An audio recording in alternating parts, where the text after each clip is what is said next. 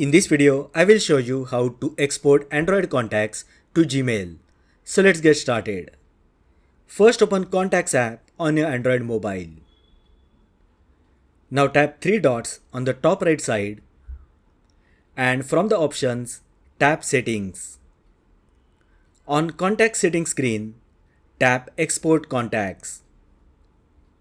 On the next screen, select the location as internal storage and tap Export.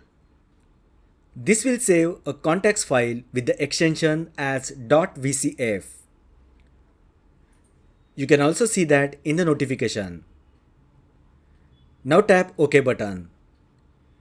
You may send this file over email or WhatsApp if you want to import these contacts on other device, or you can simply use this file to add contacts to Gmail on the same device.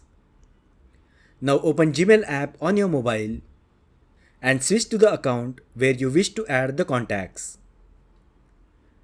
Tap your profile image located at the top right side. Now tap Manage your Google account. Now scroll down and tap People and Sharing. Now tap Contacts. Next, tap three lines on the top left side and from the options, tap Import. On Import Contacts pop-up, tap Select File and just select the contacts.vcf file that we just created.